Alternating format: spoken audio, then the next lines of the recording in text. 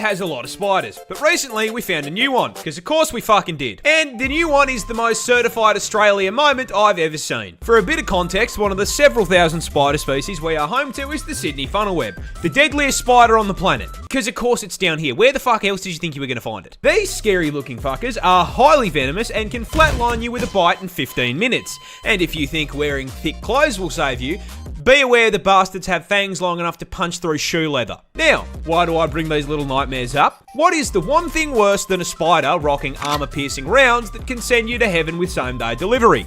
A bigger spider rocking the same perk setup. That's right, Australian scientists have found a brand new species of this funnel web that is even bigger. How much bigger? Well, the standard Sydney funnel web grows to around 5 centimetres or 2 inches. And I mean, if you're asking me, 2 inches is more than enough. 2 inches is actually fucking huge. By comparison, this is the new one.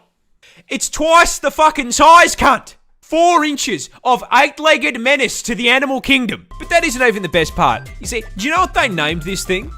Do you know what professional scientists named a supersized version of the most dangerous spider on the entire fucking planet? The Newcastle big boy. Deadliest spider on the entire fucking globe. Big boy. Only in Australia.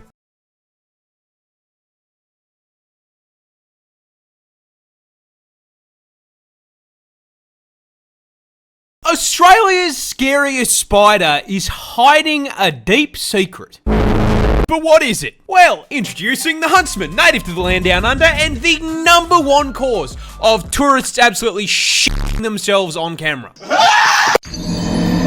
And look, in defense of said tourists, I will be the first to admit, yeah, this looks scarier than a f***ing job application. Those gangly ass legs and the hair make him look like Slender Man's testicle. Now, as if having a negative charisma stat wasn't bad enough, I regret to inform you that the huntsman spider grows up to 30 fucking centimeters in size, making it the largest spider on the planet by leg span and legally allowing Subway to market him as a foot long. Now, being the spider equivalent of a Ford F-150, you'd think he'd have the common decency to be slow, you know, tank build. Unfortunately, the huntsman is fucking turbocharged. Now, it's usually at this point in the video that I would inform you that he is also highly venomous, because it's Australia. However, that's his big secret. The huntsman is a big sweetheart. You see, despite looking like an SCP, huntsmen are incredibly timid, and on the rare occasion they do bite, their venom is harmless. In fact, seeing one of these bad boys in your house is a blessing in disguise, because if you see a huntsman in your home, I guarantee you won't see any annoying ass flies or mosquitoes, because he's eaten them. You see, he understands he's big enough that he should be paying rent, and so he contributes to the household in pest control. I personally have had one of these bad boys as an 8-legged roommate, and I can tell you, they're pretty good company. Ooh. Except for the part where they cause car crashes. Yeah, you see, huntsmen like to hide in tight spaces and cracks, and they do it by flattening out their body to fit into the gap.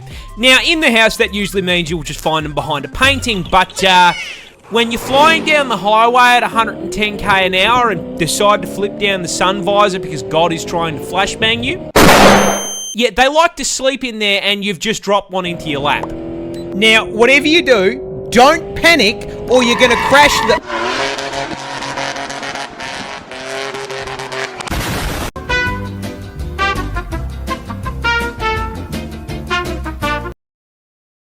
Australia just found a new record-breaking insect. But before I show him to you, how the f*** do we keep finding new bugs? You see, Australia is home to an estimated 200,000 species of insect, which is pretty damn impressive, especially when you consider the only place you're going to find more bugs than that is by counting the f***ing roach population in Asmongold's walls. Now, the scary part of this is that out of that 200k, we've only actually identified 62,000. Meaning that we have no idea what nearly 3/4 of the bugs in the country actually fucking do. You like jazz? And so it should come as no surprise that while exploring Australia's dense rainforests, two scientists discovered a new record holder for the largest insect in the land down under, and it's a fucking stick bug. Introducing Acrophila alta, and coming in at a full 40 centimeters and 44 grams in weight. I don't think that qualifies as a stick insect anymore. That's fucking Groot! Australia's very own Erd tree avatar was discovered in Queensland. Because of course it fucking was. And despite being enough inches in length to make any man jealous, it's actually completely harmless. However, given how many oversized bugs we already have, if we find any more, I think they're gonna send the fucking Helldivers. This bird can straight hit you with a Mortal Kombat fatality. Finish him! Introducing the cassowary, a species of ratite native to the land down under. And for once, guys, it's not venomous.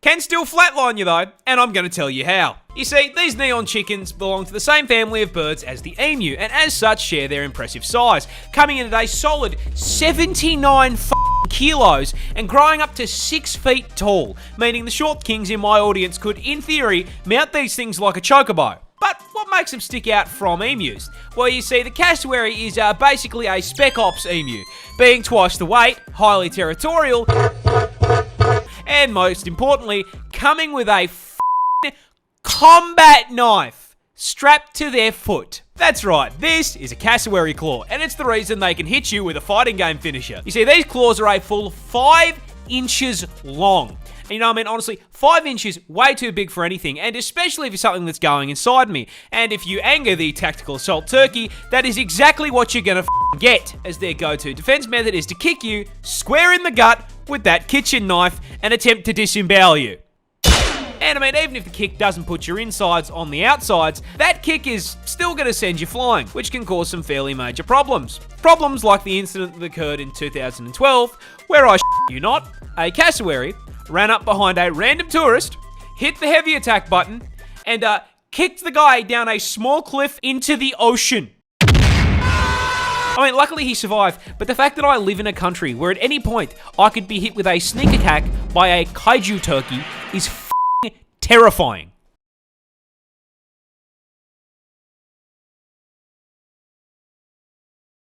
Touching this plant will put you in the hospital. I'm dying. This is the gympie-gympie plant, a piece of foliage native to the land down under. And surprising no one, not only is the thing venomous, it is in fact the most painful plant on the planet. Because yeah, no, of course, man, even the fucking leaves down here have a problem with me. Growing in the rainforests of northern Queensland, these hell bushes are covered in tiny hairs that upon closer inspection aren't hairs at all and are actually thousands of hypodermic needles waiting to stab you and break off inside your skin if you so much as brush them. Once inside you, these needles will inject you with, I am not kidding, neurotoxin and cause absolutely excruciating pain. I mean, like comedic levels of pain. With one person describing it as being covered in hot acid and electrocuted, and another woman saying that it was straight up more painful than childbirth and she'd given birth 4 times. And the fucked up part is, the neurotoxin isn't even lethal. So this spiteful of a plant is hurting you purely for the love of the game. Mind you, there are reports of people saying getting stung by this thing is actually worse than being put in the ground. This is because Groot's little hellspawn cousin here can continue hurting you for literal years after being stung. This is because those thousands of little hypodermic needles are actually made out of silicon, meaning your body can't break them down. And with how thin they are, your skin will usually close up over the top of them, meaning that these neurotoxin emitting slivers can sit inside your skin for literal years, releasing more neurotoxin anytime that they're moved or disturbed. This constant, chronic, agonizing pain is so unbelievably bad that there have even been records of, trying not to get banned here, people Alt F4ing existence to make it stop. This particular incident came from a man who accidentally used one of the plant leaves as toilet paper. I don't think it gets much worse than neurotoxin to the nuts.